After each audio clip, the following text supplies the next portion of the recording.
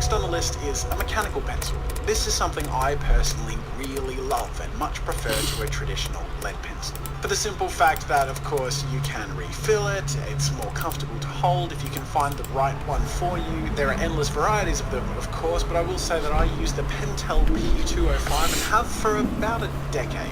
I love this thing, and I have a few backups in case it ever fails me. Handsome Jackson, busy. I can definitely highly recommend this pencil. Next we have the electric eraser.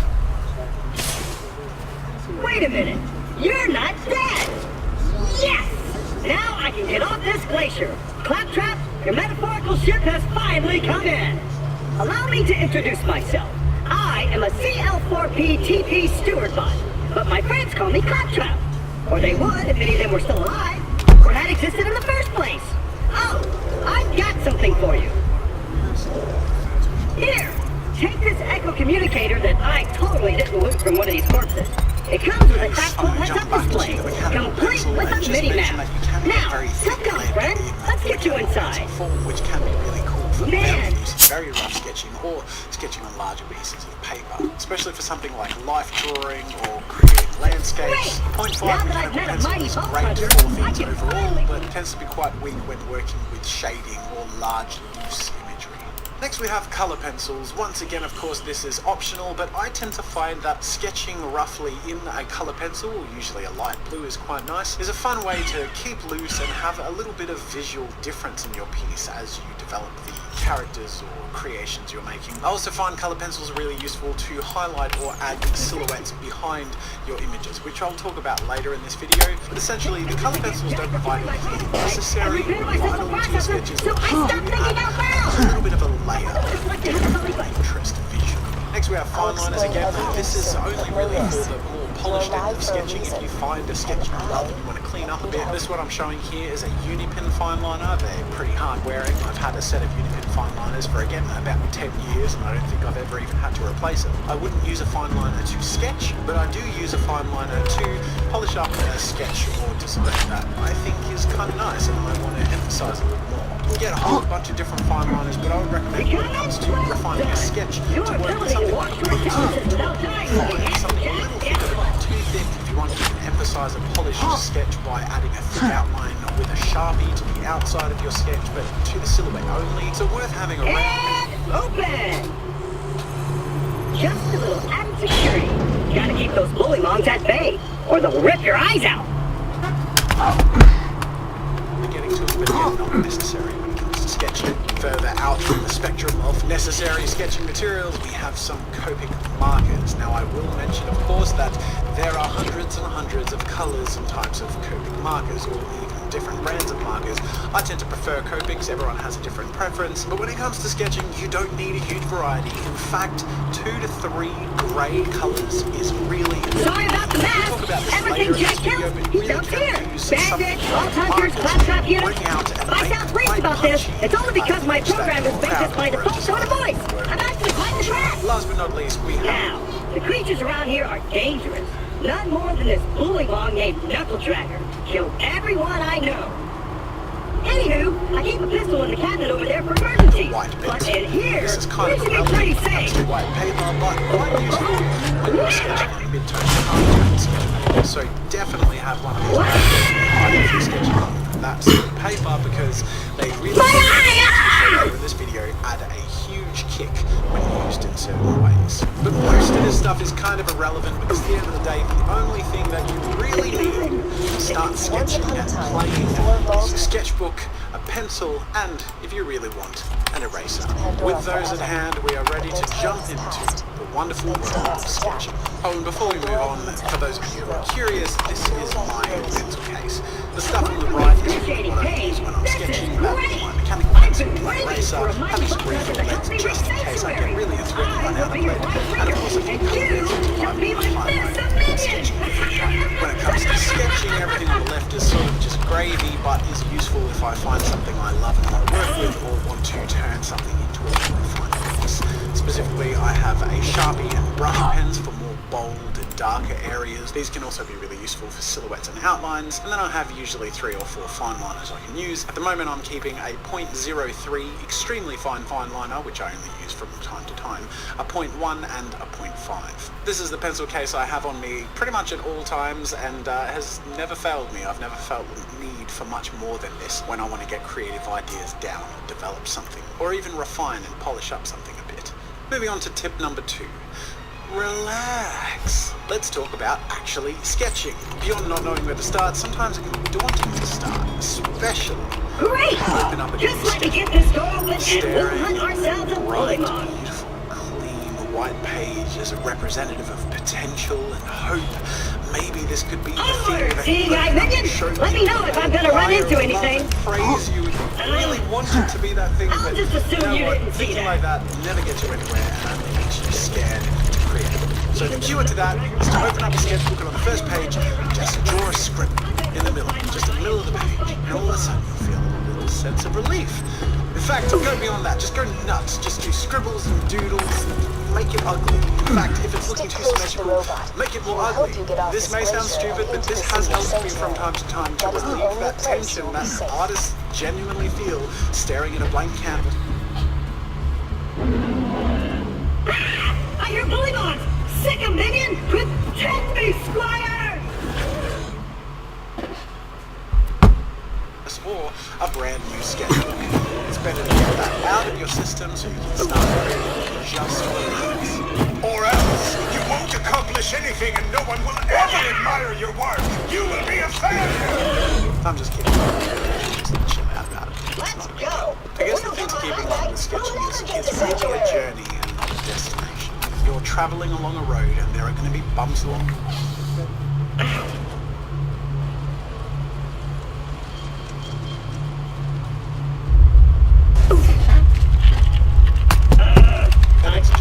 Realize that and embrace it when they happen. Draw something that looks crap, that's operations are causing those earthquakes. until you surprise yourself with something that kind of looks better than you expected to draw. Challenge yourself to not rely on the eraser or to remove anything you think doesn't look that nice. At the end of the day, The only place you'll be truly safe.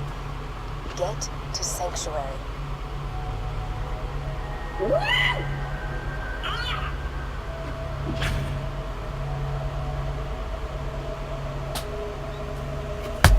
sketching is kind of training your habits, and if you're building the habit of being perfectionist and self-critical, that's going to be the skill set that you're going to in the future. You're going to enjoy the process, so it's much better to relax and stay calm. In fact, enjoy them if you can, and rest easy knowing that every artist you admire and want to be like has a million horrible, ugly sketches you haven't seen for every finished and polished art that you have seen. Mistakes are going to happen, so let them. Let them be ugly, frayed, cracked, and dirty. But as long as you're creating and experimenting and constantly moving, every sketchbook you fill is going to be better than the last one you filled. And that's a guarantee. Tip number 3 is learn to brainstorm sketch. To demonstrate this, I'm going to try and come up with a character that I like, giving myself the assignment of creating a Mad King character. It's very easy Kiddo, Jack to here, interpret, president take of on many Iberian. forms, so I'm Let me just explain how going to things brainstorm work sketching with here. you. Brainstorm Brainstorm sketching is kind of like thinking while you're drawing. If someone tells me to draw a Mad King on a piece of paper, I'll most often draw the first thing that comes to mind. So if you could just The do me a problem is the favor first and thing that knock comes to yourself, mind that'd is be most great. often the most Thanks, cliche Bob. thing, or the most easy thing, or predictable, and it's often the least interesting. Brainstorm sketching allows you to get the first thing on your mind out of the way and then move on to playing with it, stepping outside the edges of your comfort zone and even trying things you It's very think cool. work, because sometimes they do. In a way that's brainstorm sketching where perhaps you don't even let yourself touch the eraser, just scribble. That's great, move on and try something completely different. But if you don't move on and try different things, you'll never discover that golden idea. Beyond helping you come up with different and more unique brainstorm sketching is really great to help develop your sense of visual aesthetics and training your brain and mind to be good at knowing what works and what doesn't. If you spend hours on one sketch to make it as perfect as possible, you've only learned the amount that one image can teach you. Often, if you're spending on one sketch, you're restricting cell, so you're actually going to restore that. But if you scribble and smoosh it all up and slide all of it at once, you're going to learn a lot more, a lot faster, and you're going to find You want to retrieve my ivory? sometimes Oh, the I got my eye. Tip number 4 is to develop your refined sketching. As you can imagine, this often follows the rough sketching phase. Let's say after a session of messy sketching, you come up with a character design and pose that you really like, but obviously it's a bit rough around the edges and not going to convey very well from that form to a piece. Well, not all sketching is created equal, and if you're sketching for something that you want to turn into a refined piece, the manner in which you work tends to be a bit different. In rough sketching, I'll very rarely erase. In fact, often if I need to move the proportions Fire of something starters on the to other recreate side of a this heavier Hyperion line. barge. Let's say we cut through it, chum. Ha! This door's Hyperion tech. Child's play. Fine sketching I draw, even though it's with the same pencil, with a much lighter weight on my hand. In fact, my hand kind of glides lightly and brushes in a feather-like motion across the page as I slowly build up the broader areas. With rough sketching, I tend to create the details as I'm drawing them, whereas with refined sketching, I It tend was to nice very knowing you. lightly out I heard getting eaten alive by bully bombs isn't such a bad way to go. Let me get that for you. To adding some refined Executing detail. phase Also two. work with erasers much more often when refined sketching, trying not to rely on them, of course, because the point of starting the sketch is so light that I can come I've back networked later into and almost add some everything heaviness on to this the lines planet. where I'm certain of It's them. a long The way point of to refined sanctuary. sketching is to slow the Please pace take down whatever you need and for the create journey something ahead. that you can recreate or polish and turn into your final piece. I thought it was worth having the two modes of sketching that I most No rely master on needs as two help. separate tips in this video, because to me they really are entirely different mindsets and ways of working. Brainstorm sketching and rough sketching is Let me know really when you're about ready to go meet freedom, with Sir Hammerlock, expression, minion. and playing. Refined sketching is really when you have the idea or the design you like, and taking the time to be more accurate, careful, and light-handed as you slowly refine and define it and its features. I'm going to call tip number 5, make it pop. Let's say you've designed a little character named Jim. Hi Jim. Hello. After a whole bunch of brainstorm sketching, you've come up with this design. You really enjoy how he looks, but on a page filled with scribbles and sketches and ideas, he doesn't stand out in a way that is meaningful or that someone else might recognize as more notable to you than your other ideas. I'm going to share with you a few tips and tricks that I use to make those characters stand out from the crowd and catch the eye when I'm sharing the sketch.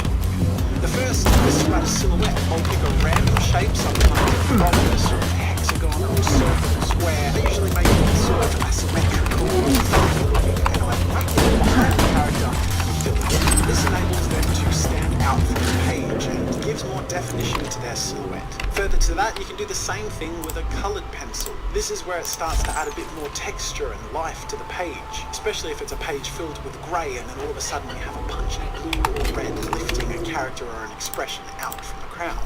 Next, of course, you can work with lines. It helps to work with a fine liner, either with a 0.2 or a 0.5 to have some level of thickness or depth to it, and if you really want to add a lot of punch and emphasize the silhouette, you can even take a Sharpie and go around the very outside edge.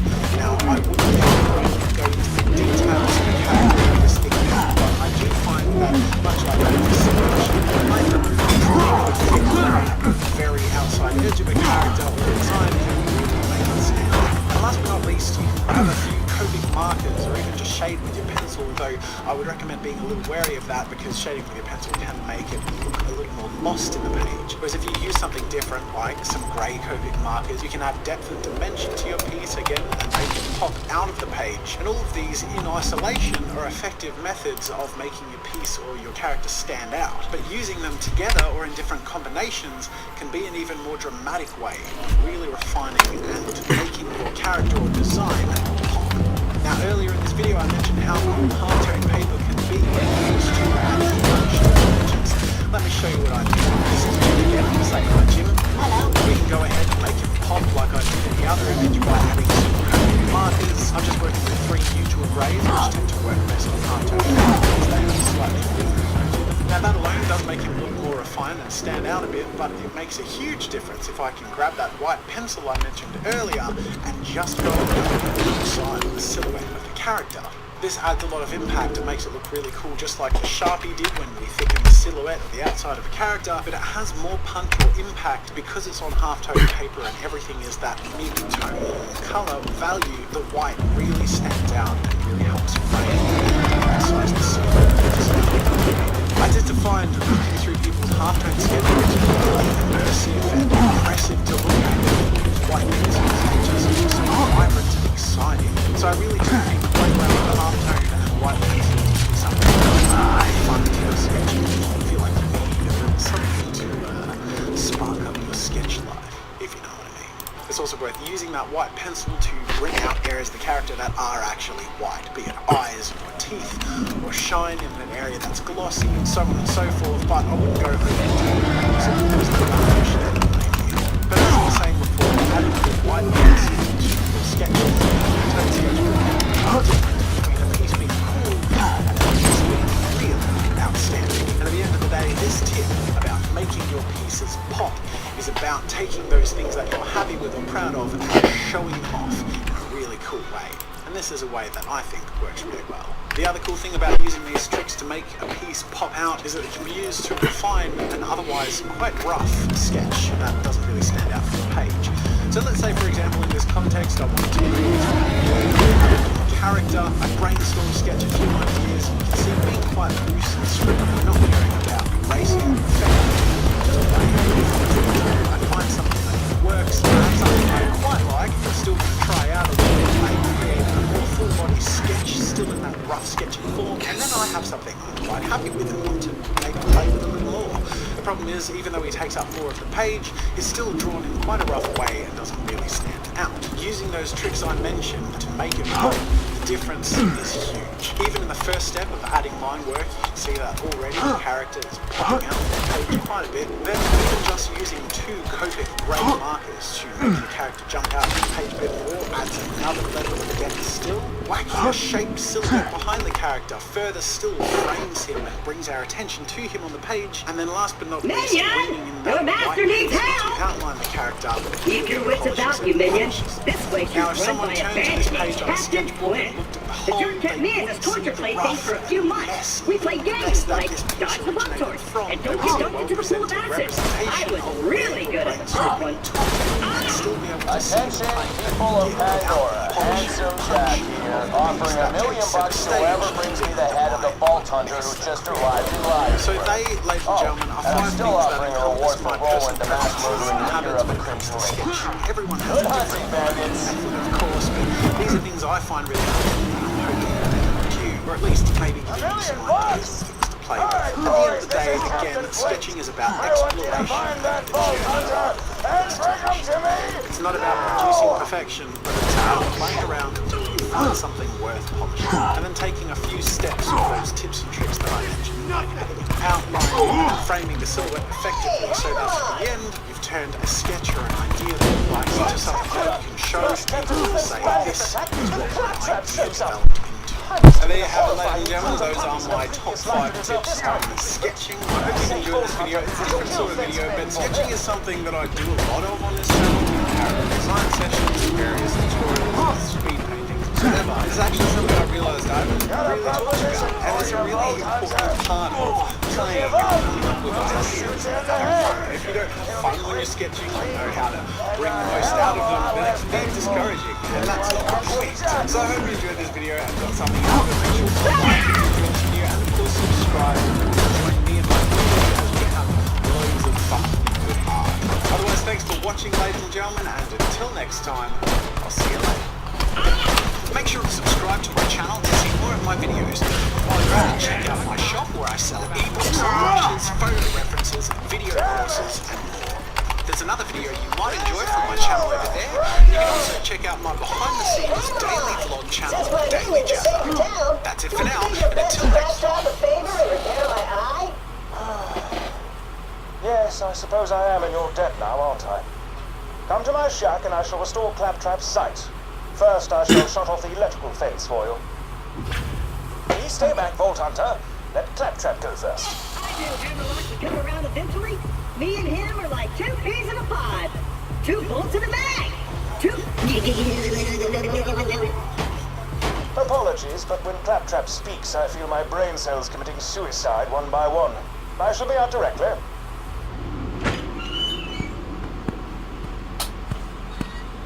A pleasure to meet you, Vault Hunter. I am Sir Hammerlock.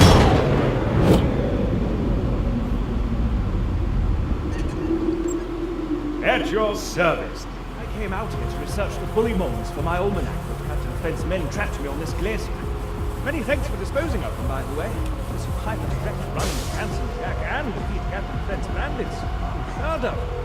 I'm headed to Sanctuary myself. From what I hear, the Crimson Raiders there are like you. Now, hand me the robot's eye, please.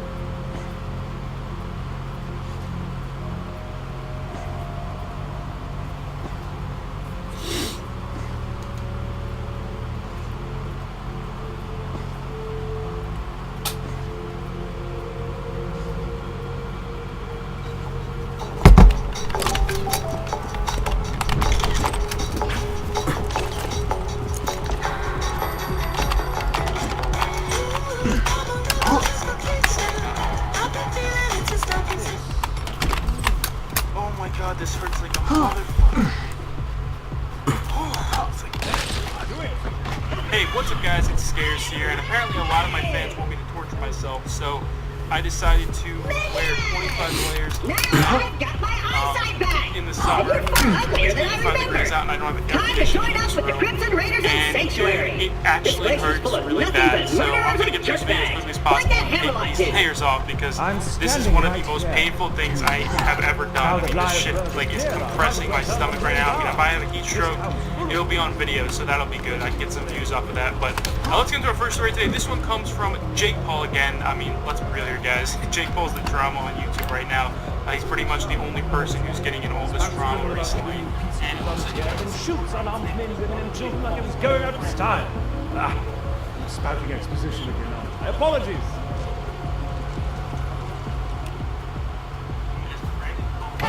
These guys are both Viners together, okay? Jake Paul used to be a Viner before YouTube. He was a really big Viner with his brother Logan Paul, and obviously, Brandon Bowen was also a Viner, so these guys both were friends back in the day, and they used to hang out all the time. So Jake Paul's friend decided to tweet this out. He said, "I like how everyone is finding out now that Jake Paul is a douche, and I've known this since 2015. I used to film with Logan and Jake every day, but I was a kid who was homeschooled, so really I was just looking for a friend. When I first got to LA, I was welcomed by them first. Jake was actually the person to bring me to LA for the first time, and I'm grateful. Being close to Jake's age, I guess I was looking for a friendship in him, and at first, it was great. We would hang out a lot and film. Then eventually, the text got shorter and no responses. I figured he was just busy, but you go and look at his vines and stuff, and you see he's hanging with the Dolan twin, but as time went on, you see less of them. Then you see him hanging with the Spark dancing twins, then they disappear. Now you have these other twins. Jake Paul, like I go through quick, but really what I'm trying to say is that if you're rising in popularity, Jake will latch onto you and build a fake friendship or relationship just to get money and popularity, and when the next person comes along, he will ditch you in a heartbeat. I wish nothing but the best for him, but it would be great if he just didn't see people as dollar signs. So what do you guys think about that? I mean, honestly, I find that whole situation to be kind of sad. I mean, like, it sucks that you know, these guys were good friends, and now he's just never texting him anymore. He's never responding to him anymore, and it seems like he's done that with a lot of different people who have actually had appearances in his vlogs and in his vines. So that really sucks. Hopefully Jake can continue to do that to his new friends. Also, a very small YouTube vlog couple known as Cali Couple ended up uploading a video today. Now, Christian Burns, if you guys don't know who Christian Burns was, he was that kid who actually harassed the security guards at VidCon. I'll play a video for you guys. This guy is just a complete douchebag. Everyone on YouTube hates him. Rice Goes made a video on him. So many big YouTubers have made videos on him. No, you're ugly as shit, bro. You're like crucified.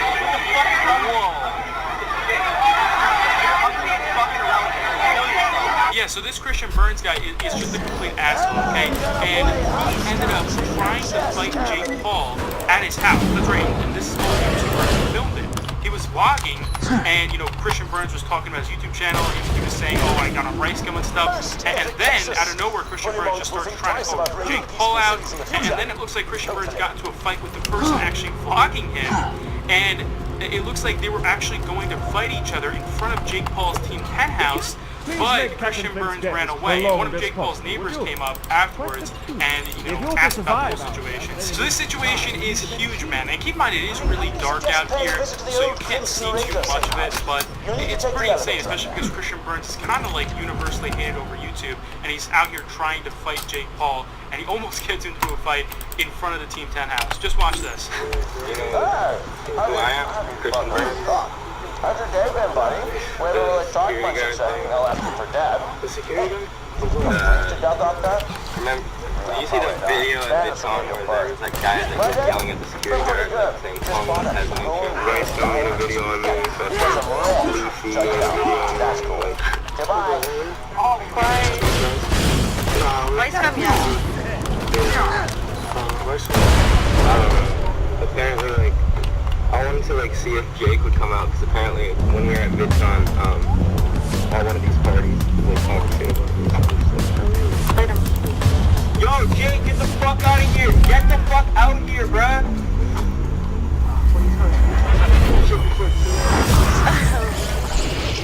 Okay, make man, because I'm gonna fucking talk to him back to Big Paul, not the other one. I think everybody in the world.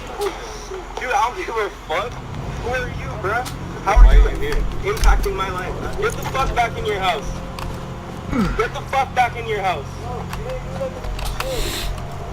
What the fuck are you looking at? Yes, I'm fucking talking to you, dumbass. What?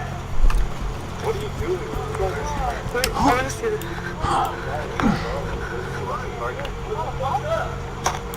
What's good, bro? Don't fucking look at me. I'll fucking drop you. No, I'm not out of your mind. You're fat as shit. Special. He has like mind issues. I didn't even know this. Ugly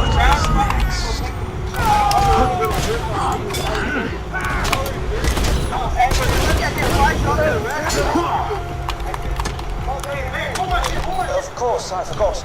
The safe house He's running. lock stopped working after claptrap activity. What's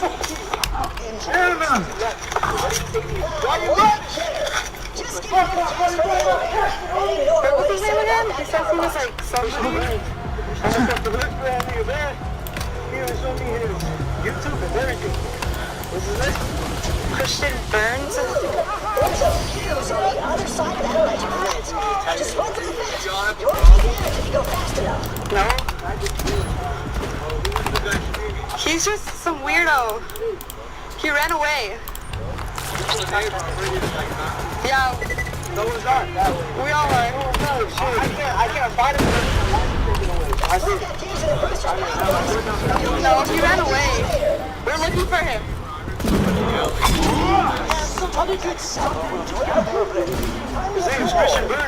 Also, in other news, Rice came out with a diss track today, and it doesn't look like he just dissed Tanner Fox this time. He also dissed Jake Paul on top of his diss track, and it did insane. He made 100,000 likes in like the first 6 minutes. I've never seen a video reach so many likes so quickly. And also, it's weird, like if you look at Jake Paul's recent videos, he's getting a lot of dislikes. Like he's getting a lot of hate right now. So I don't know how he's going to respond to all of that hate. And also, for a final story today, we have one here from Bubble and he tweeted out saying, "Some can film me in Asylum in our house from his balcony. Can't wait to tell his parents." So I hope you guys enjoyed today's video. Please be sure to leave a thumbs up if you did.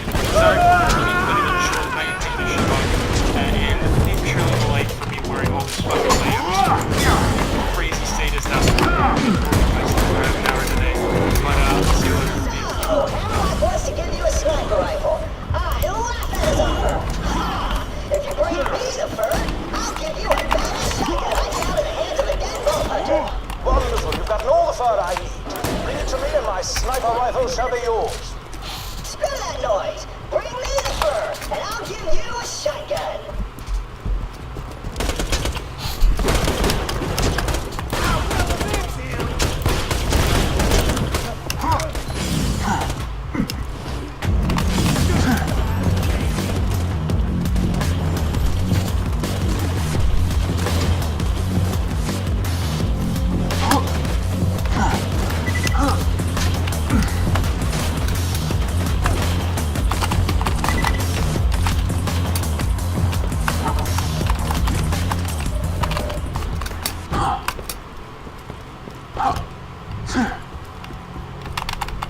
Got the elevator working, have you?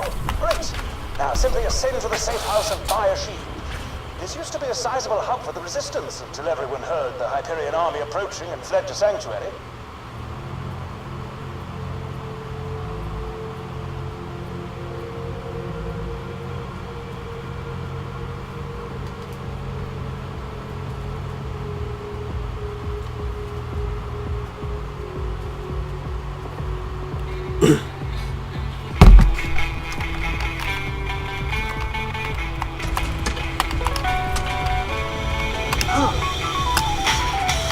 Taste in your mouth that you haven't known all these years. Feel like you've wasted all your time. We'll just take it one note at a time. Note at a time. Note at a time.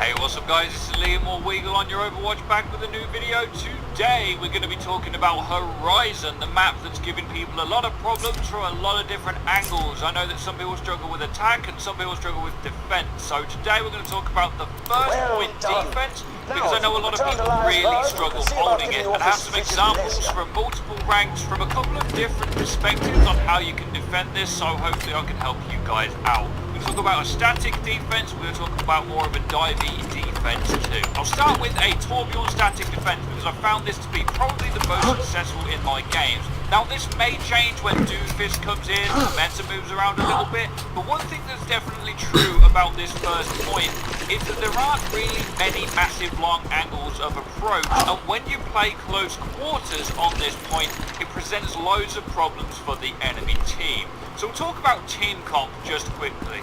In the gameplay I'm showing you, it will be some variation of a Torbjorn and an Orisa. You don't always have to have an Orisa with a Torb, but it's pretty good on this point. A Reaper, a D.Va, and then some combination of healers. You can have like a Zen and an Ana, or you can have like a Mercy and a Sombra to hack that health pack on the left for a flanker to run to. You have a flanker. You generally want kind of close quarters heroes to be on this point to fight. Now what is also quite unique to this point is that Avara can't really attack it too well. The angles she can take are too short, apart from the angle from the front facing area, which is why we have the Orisa shield set up there. And since Vara's actual raw damage isn't that great per second, you're generally going to have another shield before she can destroy it. So I recommend at the start of the round, if you're playing a Torbjorn on your team and you have an Orisa, that you actually put your turret near the front of the point and use a shield there. This way, you can charge up your ult pretty quickly, and then when you need to move it to the back of the point as the enemies get closer or a shield gets destroyed, it's a much easier transition. Now some people are probably thinking, Weagle, why won't you put it up here in the Iron Super 6 point?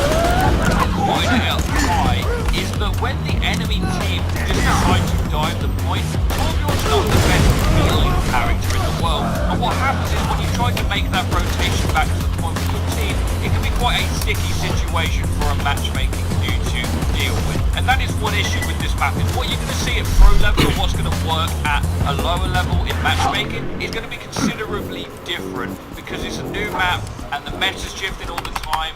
And to be honest, people just haven't played it enough to have figured out all of the best ways to try and do things. I mean, people still go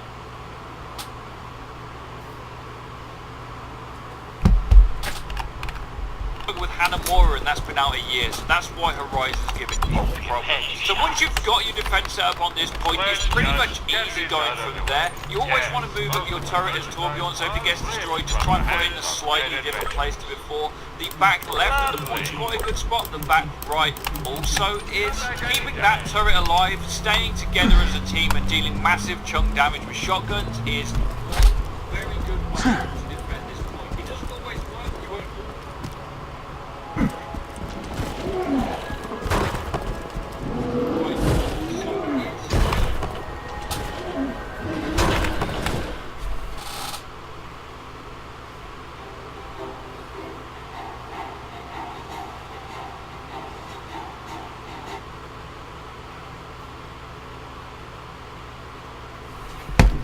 Slightly different place to before. The back left of the point spot, the back right also is. Keeping that turret alive, staying together as a team and dealing massive chunk damage with shotguns is one very good way to defend this point. It doesn't always work, you won't always fall whole, but it's definitely better than what you see in a lot of matchmaking where people try to take that high ground and then they just get rolled straight away, because either A, it's just too hard to coordinate, or B, the enemy team will go and ignore it, and that rotation to the defensive team back to the point puts them at a massive disadvantage. It's a very hard map to coordinate on, and just too hard, I think, to be able to expect people in matchmaking to be able to do that. So setting up static defense on this point is always a massive win.